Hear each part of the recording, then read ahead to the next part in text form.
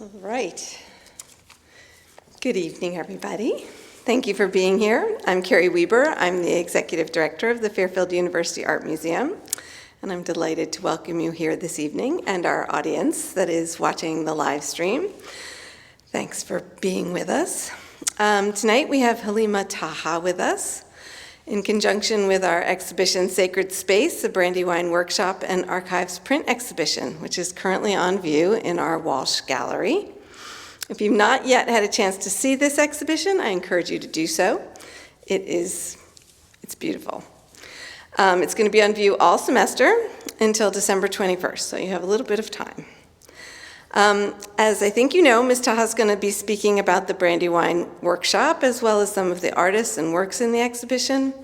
We are thrilled to have her here with us, but before I let her come on stage, I'm going to share a few brief announcements with you. This fall is all about prints here at the museum, so I want to make sure that you know that we have another print exhibition just up the hill. Please check out our exhibition Ink and Time European Prints from the Wetmore Collection, which is on view in the Bellarmine Hall Galleries, also on view all fall. On October 22nd in the Dogwood Room in the Campus Center, we're presenting Dr. Shirley Mueller, author of Inside the Head of a Collector, in partnership with the Arts Institute and the Department of Psychological and Brain Sciences. She's a doctor who is also a collector, and she's studied the brain science of collecting, what goes on inside the brains of collectors and what drives them to keep acquiring. I think it's going to be fascinating. There's lots more happening this fall relating to prints, not relating to prints, conservation of prints, Rembrandt's prints, lots of great stuff, but check it out on our website and on our Eventbrite page. Now, without further ado, I would like to introduce our speaker for this evening, Halima Taha. Halima Taha is recognized as an art professional who's contributed to the field as a curator, appraiser, art advisor, educator, and speaker for more than 20 years. She's best known for her groundbreaking bestseller, Collecting African American Art, Works on Paper and Canvas, the first book to validate collecting fine art, printmaking, and photography by Americans of African descent as viable assets and commodities within the marketplace. She also co-authored a book on the history of Brandywine Workshop and Archives entitled 30 Years of American Printmaking. Her most recent book has just been published, although we were just talking, maybe it's not on the bookshelves yet, but any day now. It's the exhibition catalog for Gateways, African American Art from the Key Collection, and I'm very excited to share with you. You might be the first people outside of museum staff to know this, that this very dynamic, personal, and poignant collection of over 90 works from Eric Key's extensive collection of art by American artists of African descent, spanning the Harlem Renaissance to the 21st century, will be coming to the Fairfield University Art Museum for fall 2027. It will fill both the Bellarmine Hall Galleries and the Walsh Gallery. It's going to be fantastic. And we were probably going to have to invite Halima Taha back again to speak to us at that time. Halima is on the board of the Brandywine Workshop and Archive, and she has a 3-year appointment as the artistic chair of Hammond's House Museum in Atlanta, Georgia. She's an arts advocate committed to nurturing the development, documentation, and acquisition of Black visual culture as a professional speaker and arts writer. We first met Halima when she guest curated our spring 2022 exhibition, Adger Cowan's Sense and Sensibility, in the Bellarmine Hall Galleries. This stunning exhibition by one of the founding members of the Black photographers group, Kamoinge, included over 50 photographs from across Cowan's illustrious career. Halima spoke here at Fairfield, I think 3 times during that exhibition, about collecting African American art, about Adger's career, with Deb Willis, the photography historian, and with Adger Cowan's. And then Larry Silver was having an exhibition in the Walsh Gallery, so there was also a panel with Larry and the curator of his exhibition, Leslie Brown and Halima and Adger. It was great. And all of those were recorded. So I know you're going to enjoy tonight's talk, but you can go back and watch those talks and enjoy them as well. They're all on the museum's YouTube channel. Halima also introduced us to Alan Edmonds, who's the founder of Brandywine Workshop and Archive. And that introduction was fantastic. It is thanks to her that we have a Brandywine satellite collection of prints, many of which are included in the current exhibition. About half of the prints in the show are from our own collection, and the other half we were able to borrow from Brandywine for this exhibition. So we are very, very grateful to Halima for having made that introduction and allowing us to be in the place with our collection that we are today. So we are thrilled to have Halima back with us here at Fairfield to give this talk this evening. We would like to thank the Robert Lehman Foundation for their support of this lecture as part of the Edwin L. Wiesel Jr. Lectureship in Art History. Now please join me in welcoming Halima Taha.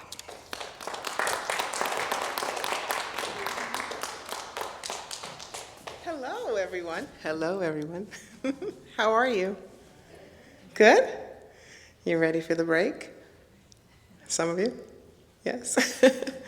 Well, I am really happy to be here. It's always a pleasure for me to see new and familiar faces together. And I would like to take this opportunity to thank Carrie Weber for her generosity of spirit and commitment to engaging diverse audiences with exceptional art from all over the world, spanning Greek, Roman, and Egyptian antiquities to Italian Renaissance to contemporary visual culture like the current exhibition, Sacred Space, a Brandywine Workshop and Archives print exhibition curated by Juanita Sunday. Before I continue, I just want to ask, how many of you are familiar with printmaking processes? Okay, all right. So thank you. It gives me great pleasure to be here to talk about one of the country's preeminent print workshops that has had a profound impact on several generations of artists working in many, many different mediums at various stages of their careers, simultaneous to nurturing the development of strong quality print collections. I am equally thankful to Alan Edmonds, the founder of Brandywine Workshop, for captivating my interest in Brandywine because of his vision and the 52-year legacy that continues to impact the lives of artists, collectors, and educators, as well as private and public institutions globally. So my intention is threefold. First, I want to tell you a little bit about Brandywine and a little bit about its history and what it does and how it functions.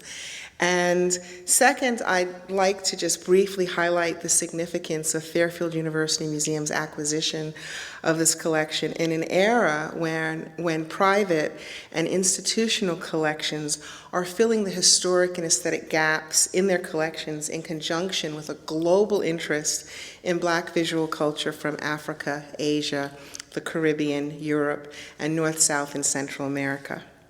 And then the last thing that I want to do, I'm not going to give you an art history class. I'm not going to talk about the work. I want you to engage with the work for yourselves. That's the most important thing. It's sort of like jazz. It's like call and response. You see something, you hear something, and you respond. So we'll have an opportunity to gain insight instead. We'll see the work, but we'll have a chance for you to gain insight from the artists in this exhibition through their voice, which I think is a nice way of having you have a sense of who they are. You get to see who they are, who's behind this inanimate object.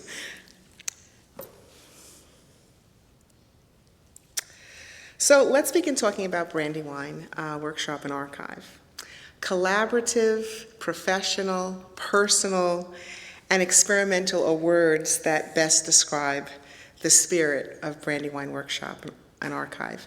Since 1972, Brandywine Workshop and Archive has been a forerunner organization to integrate printmaking, education, and exhibitions as part of its mission to produce and share quality art with the purpose of connecting, inspiring, and building bridges among global communities.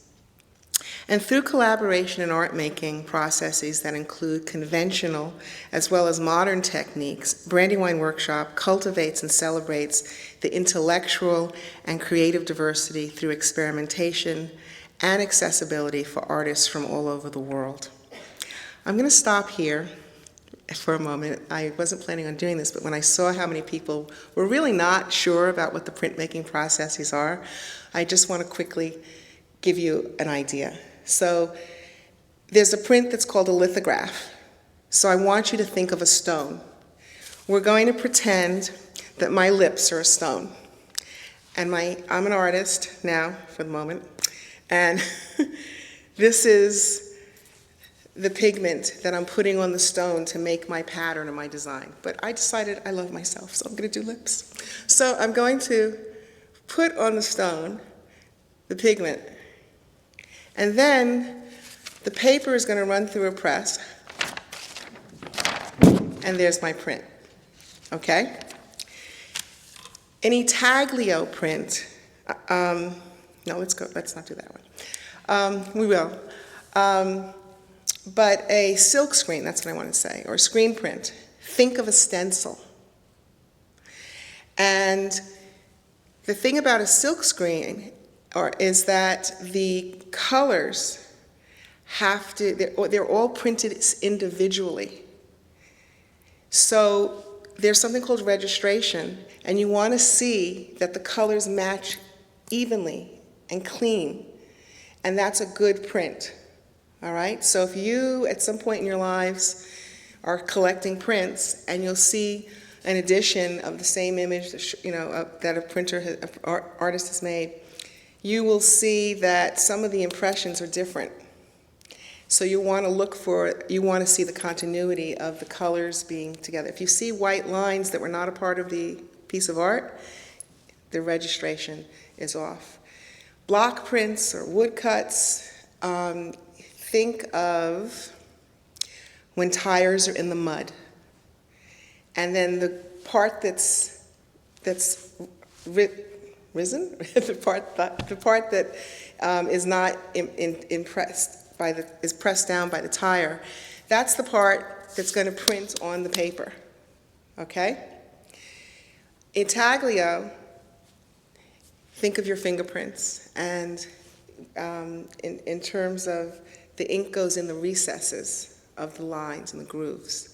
So those are just some of the more traditional techniques. I just want you to know that, because Brandywine would do the traditional techniques and make that available, but they would also engage in experimental techniques, which could include making a 3D print before 3D printing of the 21st century. It could include using multiple printmaking techniques. You could use all three of those printmaking techniques that I just described in one print if you wanted to. So I just wanted to give you an idea of the different types of print or work on paper, because it's a big term. And when we think about art, there's one-of-a-kind originals, which is exactly that, and then there's something called multiple originals, which are in fact a limited edition. And with print, you really would like to try, if you're collecting, to collect editions under 250. The smaller the print edition, the better. And usually these prints are hand-pulled prints, although there's a lot of things that are going on with digital printing as well, but I'm just talking about these types of prints right now. Is that helpful? Okay. So from its inception, well,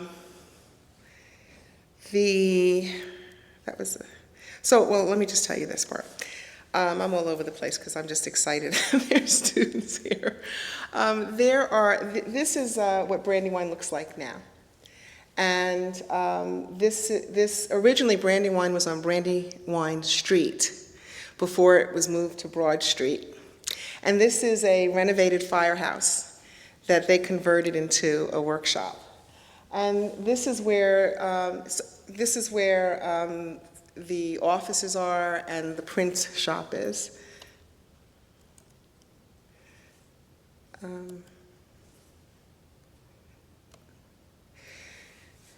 So,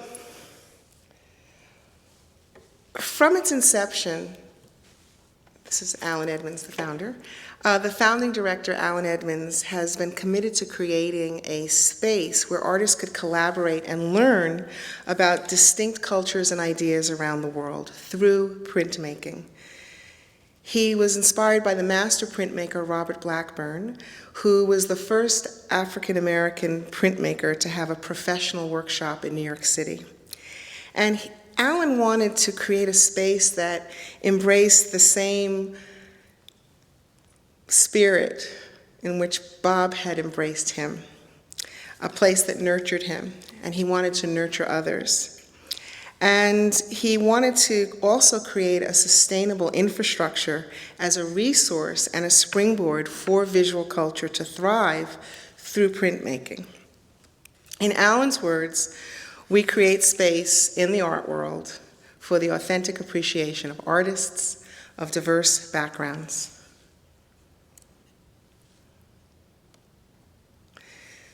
So I want you to see what's inside of this wonderful space. In this building, there's also an exhibition space. It's a beautiful gallery. And in this building, also in the firehouse, we have the archive. And this is the large print workshop that's in this building. Above the building are apartments, rental apartments, that help sustain the organization, very much like the way the Museum of Modern Art is structured. So this is a very clever way for arts institutions to ensure part of their sustainability goals, to reach those sustainability goals.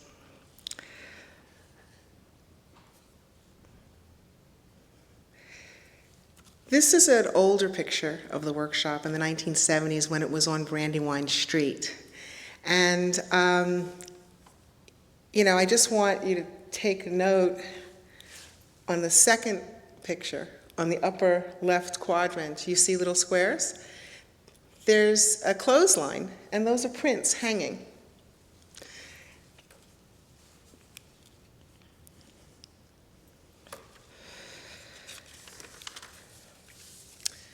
So one of the exciting things about Brandywine is the Artist in Residency program. This is the heart of what happens at Brandywine. And as a printmaking center, Brandywine Artist Residency has fostered collaboration through its easy embrace of innovative techniques within printmaking, which can be broadly shared between artists, collectors, and institutions. It is also important to note that Brandywine fully funds short-term residencies for artists for them to produce limited edition original prints using traditional media or a combination of new processes based in current and emerging technologies. That means that they also provide a place for the artists to stay, and it's usually for 1 week or 2 weeks. And each residency is documented, and then the artists also participate in an artist conversation as a part of a program to expose the artist and their work to many people who are in the city, but also these talks are recorded as well so that diverse audiences all over can engage and be exposed to the artist's work. I think that one of the reasons why the residencies attract so many exceptional artists is due to Brandywine's commitment to supporting multinational and international artists. Having a fully subsidized focused time to make prints means a great deal to artists, especially when they may only have 2 weeks vacation from their jobs. So to be able to have undivided attention to create your work is a huge gift. And Alan is also an artist, and he was a teacher and a printmaker, and then he started Brandywine when he was 21, and he had that vision since he was 21. So he really understood the multifaceted dimensions of a creative person's life and what their needs are.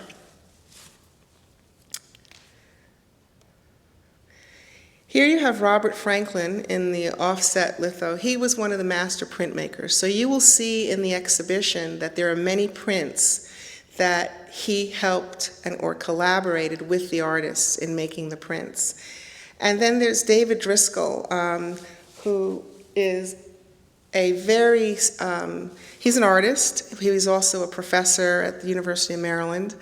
And the University of Maryland has a center named after him called the David Driscoll Center for the Study of African American and African Diasporic Visual Culture.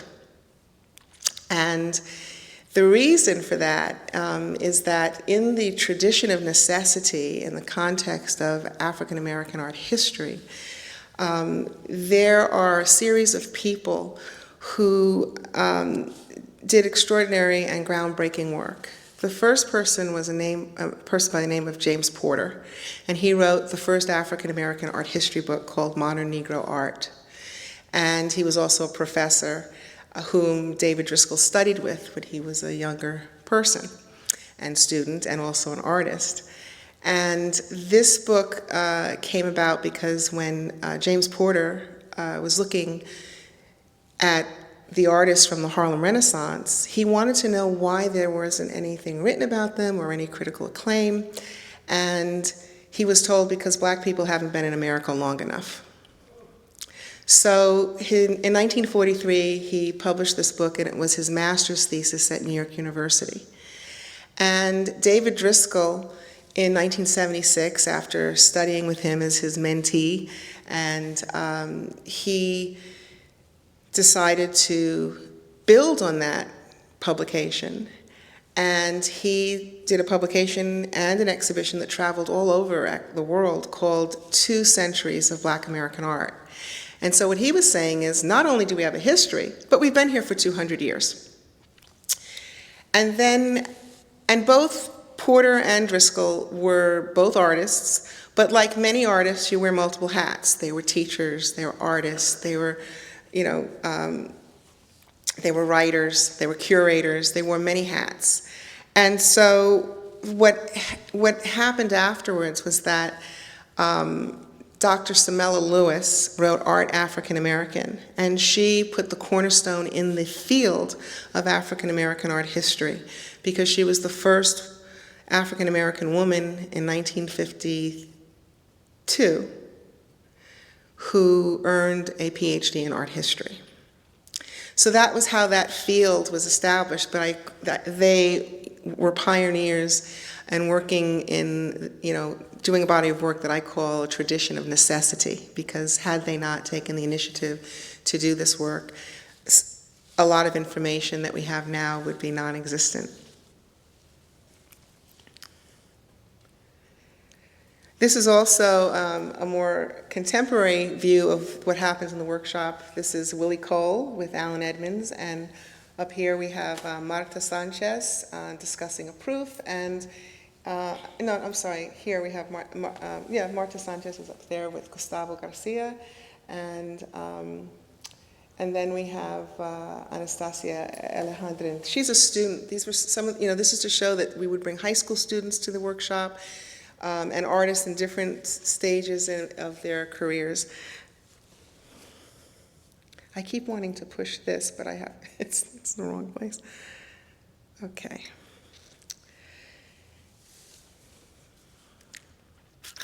So Brandywine also has a permanent collection. Every time an artist in residence works there, Brandywine, the arrangement is Brandywine keeps half of the print edition and the artists keep half of the print edition.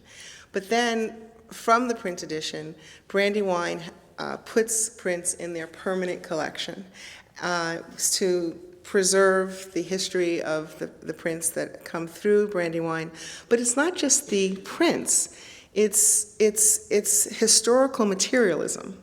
It's the history of what happens there. They document everything. So there's a lot of information at Brandywine that's available for scholars and students to look at.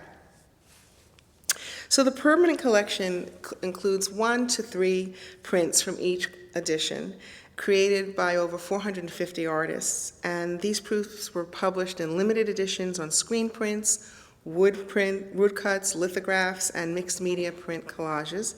There's more than 1,700 images by artists such as Ella Natsui, Belkis Ayan, Robert Blackburn, Elizabeth Catlett, Sam Gilliam, Edgar Heap of Birds, Richard Hunt, Jacob Landau, Kenneth Nolan, Jacob Lawrence, Jules Olitsky, Juan Sanchez, Julie Marutu, Willie Cole, and William T. Williams, among many others. And the permanent collection has over 300 prints that have been donated also to Brandywine. And those prints came from private individuals as well as artists, and then also the Bob Blackburn printmaking workshop through the Artist Estate, Talla Gráfica de Experimental in Havana, Cuba, the Hatch Billups collection in New York, and the Self-Help Graphics Group in East Los Angeles. And these prints are often exhibited in the gallery, and they're wonderful to see. I just have to say, they're wonderful to see in person. And I hope that you'll make the time to really look at the prints here. They're beautifully made. Now, perhaps one of the most exciting things I can tell you about Brandywine is the creation of Autura. And this will be very useful to many of you here as you can study any subject that a student is pursuing, or anyone with an active, inquisitive mind. There is something that has been made by artists to reflect upon that concept or that time in history.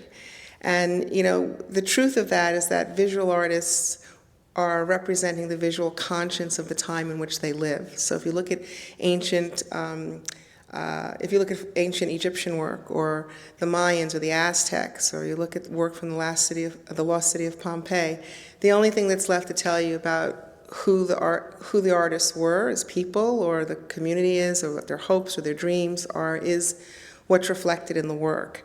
So it's really important to pay attention to what artists are creating, because there's an opportunity for you to reflect upon those ideas or consider things you had never considered before. So Autura is an outgrowth of Brandywine's commitment to resisting the problems of erasure of cultural history by mainstream academic, corporate, and fine art institutions. And to that end, Brandywine Workshop conceived and sponsored the Virtual Institute for Inclusion, Diversity, and Equity in Education and the Arts, called IIDEEA, to bring together a national network of professionals in the fields of art history, education, and humanities, representing nearly 24 universities, art museums, and heritage centers. And Autura is the nation's first free online database of culturally diverse artworks and artists, and an open educational resource for researchers, curators, educators, and students. As a free interactive digital archive of culturally diverse art and artists, Autura.org gives visitors across the access to a wide variety of voices, experiences, and histories not found in any other single open space. And the platform allows users to interact with art that represents contemporary cultures, histories, and traditions from around the globe. The main thing about Autura is that it creates conversations and inquiries, and it builds intellectual and personal relationships through art. We also have satellite collections. And the purpose of the satellite collections is, in order to share diverse contemporary art with communities across the country, Brandywine donates, or through a combination of a gift and purchase, visiting artist prints to establish these satellite collections. And the purpose of the program is to bring art of diverse cultures to institutions and communities, including Fairfield University, Xavier University, Bennett College, Hampton University, the Historical Society of Pennsylvania, the Library of Congress, the Institute of American Indian Arts, Rhode Island School of Design Museum, the Schomburg Center for the Research in Black Culture, New York Public Library, Scripps College, the University of Delaware Museum, Harvard University Museum, University of Texas, Nevada Art Museum, Arizona State University Museum, and the Philadelphia Museum of Art. So, diversity, equity, inclusion, and access.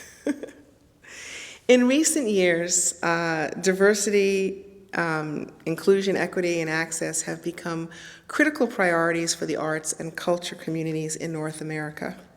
The changing demographics require new intellectual and artistic voices and cultural sensibilities at decision-making tables. Essential to reaching these audiences is educating and exposing current students and decision makers to divergent thought processes that shape broader definitions for value, identity, community, and participation. And within the corporate arenas, diversity and inclusion ensures profitable quarter summaries, while strategically earmarked communities of women, Black, Latinx, and LGBTQIA are earmarked in global and transnational markets for their products and services. But what does diversity, equity, inclusion, and access really mean? I mean, what should it look like?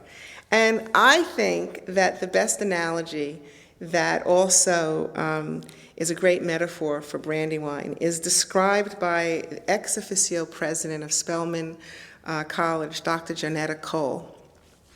And she likens diversity, equity, access, and inclusion to an invitation to a dance. So she says that diversity is when everybody is invited to the dance. Equity is when there are no special invitations to the dance because everyone gets in. Access is when everyone comes to the dance and accommodations are made to ensure their participation. And inclusion is when everybody is asked to the dance according to the music of their choosing.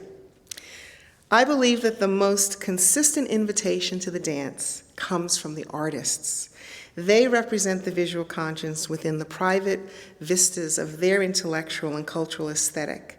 Their statements reflect simple universal complexities that shape a lifetime of values, hopes, dreams, challenges, and triumphs. I also think that Fairfield University Museum and everyone in this room agree that fine art is among the most eloquent forms of human communication. It provides access to an artist's vision of themselves and the world while preserving a heritage that connects shared and diverse social beliefs, religions, and customs.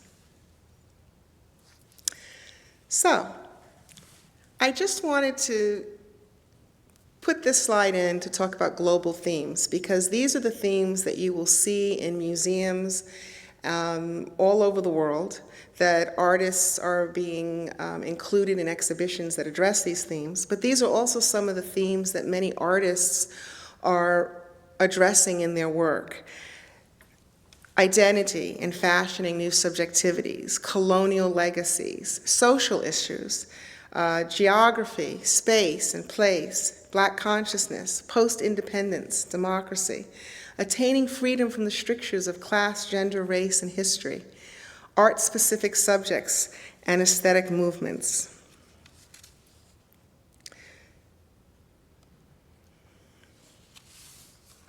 Little Sun Ra, space is the place. So artists make their work for themselves and strangers, similar to the jazz tradition of call and response. I want to invite you to reflect upon the artist's thoughts and feelings as a way to humanize the person behind the print as an inanimate object. This is also my way of bringing together the intentions behind art making and collaboration at Brandywine Workshop and Archive. And the Fairfield University as partners in sharing substantive ideas about visual culture around the world.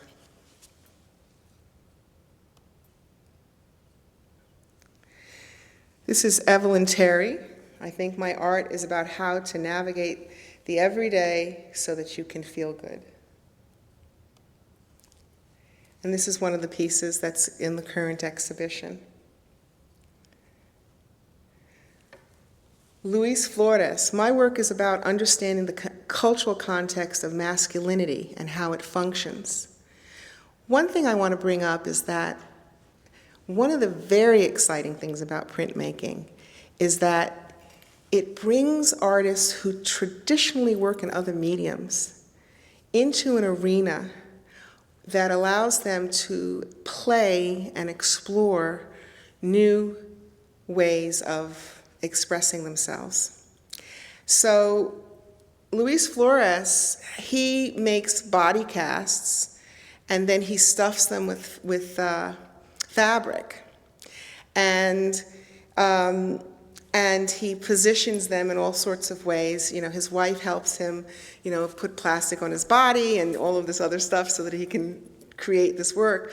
But his work that in a print is still addressing his concerns about masculinity, but he's using a completely different medium.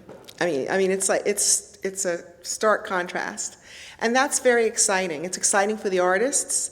And it's also very exciting for the collaborative printmaker, because the role of the printmaker working with an artist is to help them to facilitate their vision and their idea. And it's a very unique kind of a relationship. And I stress that because everyone has an ego and has their way of doing things. But in printmaking, the master printmakers are very, very special people. Because of the way they are able to be present and listen and literally kill themselves so that they can be of service to support the artist. This is a very unique field where that exists. There aren't many places in the world or any professions where people are able to do that. And so I think that's something that's worth mentioning. This is Ibrahim Miranda, expanding the borders and physical limits of a place or dream makes it universal.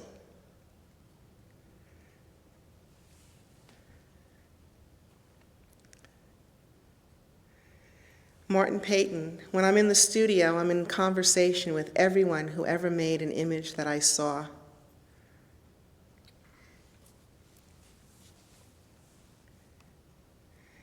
Eric Pryor, my practice focuses on exploring polyrhythm through a visual lens, utilizing organic forms such as butterflies, fish, and plants. These elements symbolize life and the intricate nature of our humanity.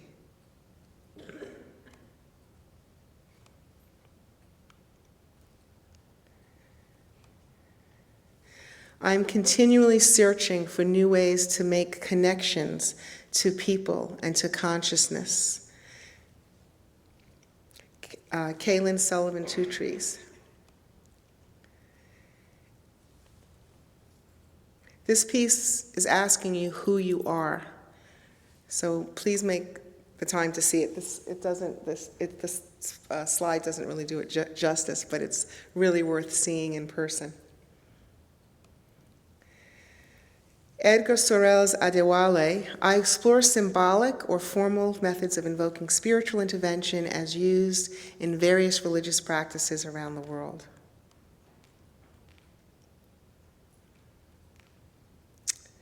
Arturo Lindsay, I use ethnographic research methods to uncover information people use to order their lives, construct identity, and create culture as a part of my practice.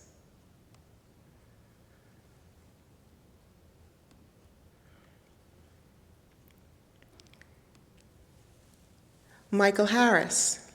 The nature of painting is unique in that it captures the hands-on flicker and flow of inspiration itself. Each brushstroke, each color selection is a single moment held in place. In an era when so much of human experience and interaction is mediated by impersonal electronic technologies, the hands-on physicality of a great painting can be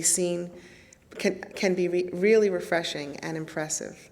It's the I can't believe someone made thisness of it.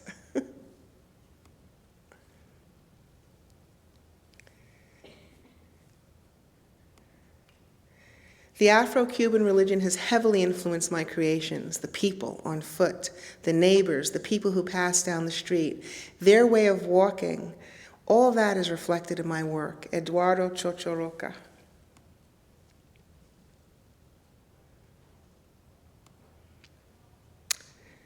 My work is rooted in personal experience and discovering Africanisms I grew up with but could not identify.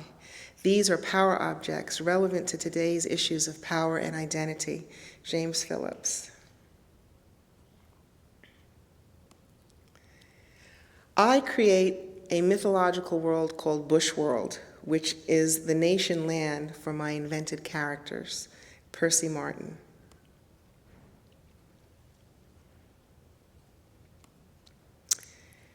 Ronna Keeley Anderson. Aesthetic success is achieved when a work is felt past its visual attributes. The message of my work is a communication with the spirit through human sight and insight. Again, this is another piece that, a lot of times there's work that's made that doesn't translate well from the piece to the photographic medium. And this piece has a lot of texture in it. And the color is much more, much more vibrant than it's showing up here. But again, please make the time to look at it. Whoops. I think of artists as being thought producers. Art can shape and change thinking. It's actually part of how we define ourselves. It's really a powerful thing, a connective tissue. Sonia Clark.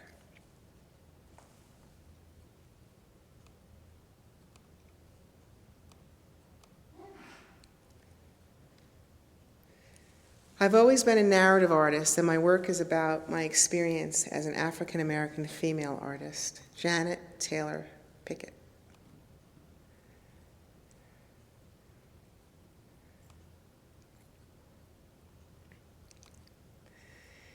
Terry Atkins.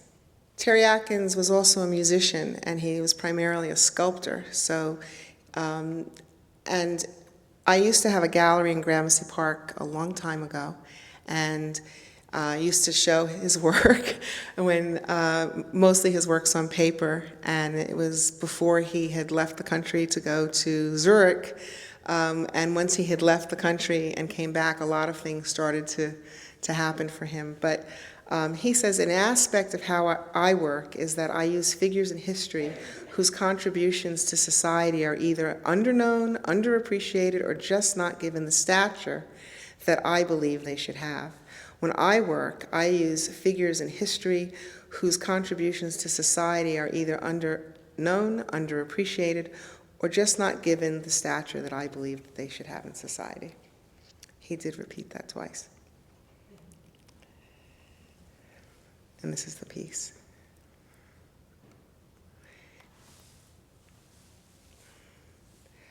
A visual artist expresses himself or herself about human conditions within a framework of design. Eugene Grigsby.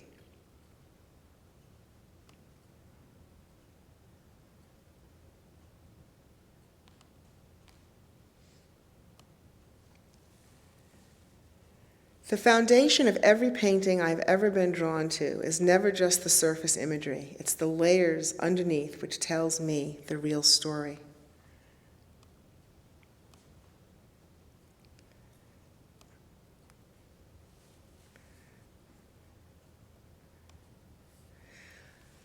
Martina Johnson Allen. I dwell on the spiritual and soulful below the earth. Explanation for my art making. My goal is to express the messages from the unconscious.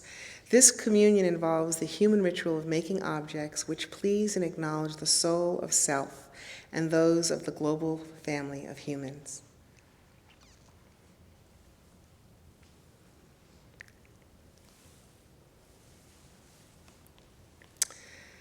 Rick Bartow. There are instances when I begin with a sketch and end as I wish. There are also times when the wood directs and cuts and a human face becomes an owl or a coyote, becomes some other character.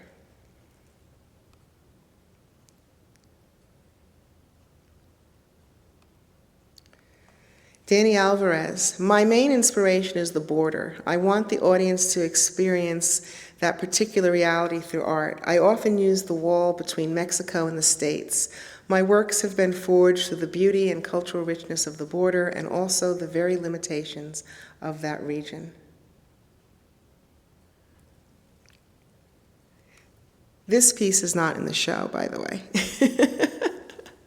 But this is stylistically similar, except for the piece that's in the show is beautiful color. Alexandre Kuyu Memwilamwi says, I make cartographic essays that aim to represent a new, more open global world order.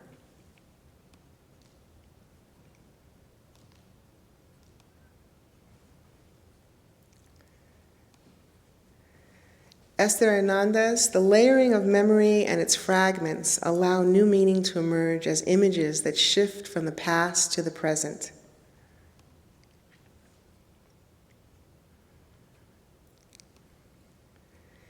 Julio Valdez Gonzalez, I see a world where nature and consciousness mingle, where the sensuality of the tropics meets the isolation of the island dweller, and where dreams of travel to distant lands are tempered by the powerful emotional bonds of home.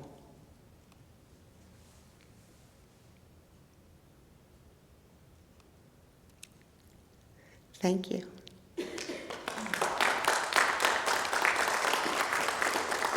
Do you have any questions? It could be about anything, really. Anything that. What's your favorite work in the show?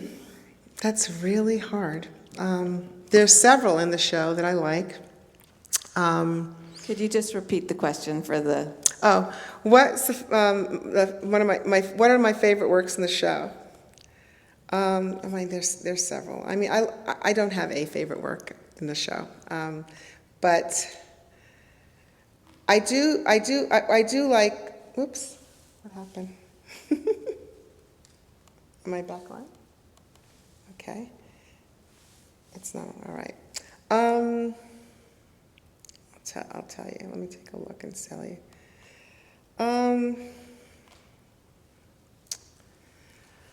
I actually like Luis Flores' piece a lot.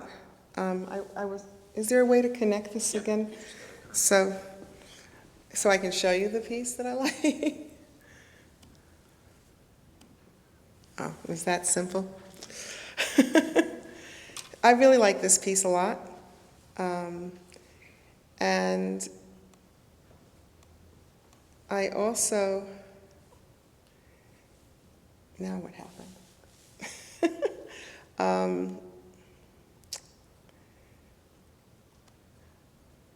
I like this piece by Eric Pryor a lot.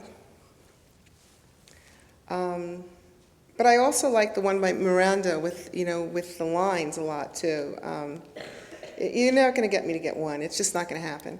Because I like the concept of this curved, converging line that's happening in here, and I find that to be very mysterious and intriguing. And then the fact that it's going into the third eye. There's just a lot of layers to this piece, when you look at it. And I do like the fact that it's in black and white. I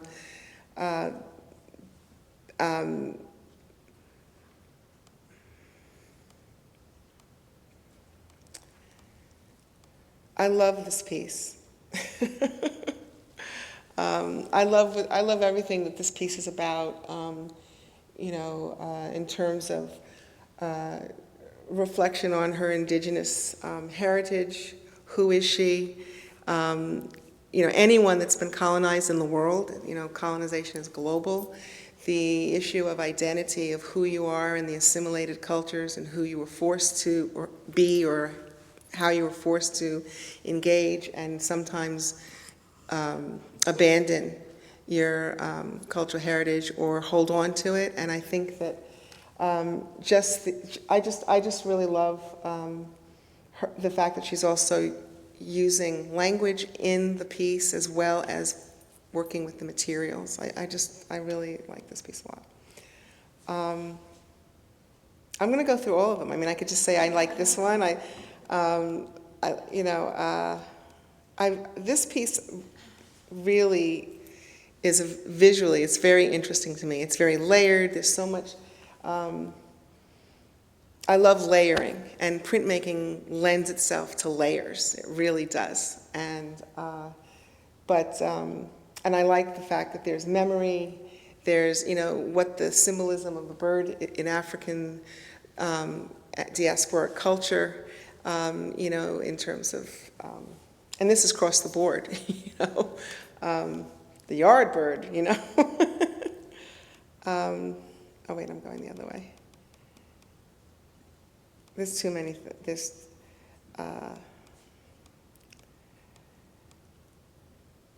I think this is a really, this piece I looked at a lot of different ways. I mean, first it was the color for me, but it forced me to do all of sorts of movement and get engaged in the piece because of the way everything is placed.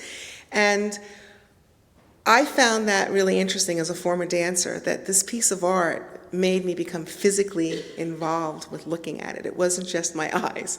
I had to move my whole body when I first saw it. And I think I should say this about art for me, is that I have two reactions, and I feel that those two reactions make the piece successful. I either love it or I can't stand it. If it's in between, the artist didn't do their job. I feel that they should evoke something. Something should happen to the viewer, one way or the other, because a lot of it is subjective in terms of what you like and what you don't like, to some of your experiences and everything. But so that's the way I respond to what I like. And that means I can look at work that I like, but I don't want to live with it, too. So that's important for, some of you to realize that you can like things or like the ideas, but it doesn't mean you have to live with it. You don't have to acquire everything. This piece is actually so beautiful in person. I love Sonia Clark's work. I love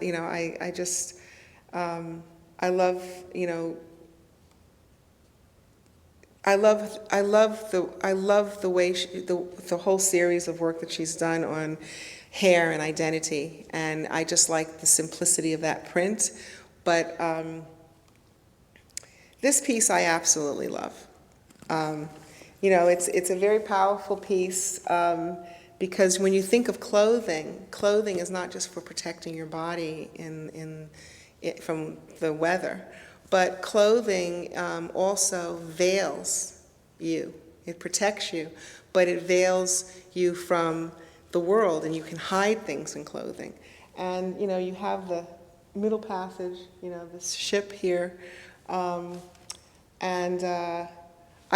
forget the name of the person who made that, but that ship was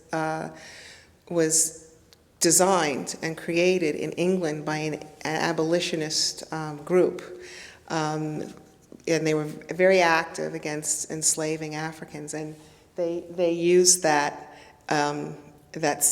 graphic for that cause. But also, there's what's hidden and manifest in this. Look at, she's clothed, but she's not. You can see through her dress up on the top.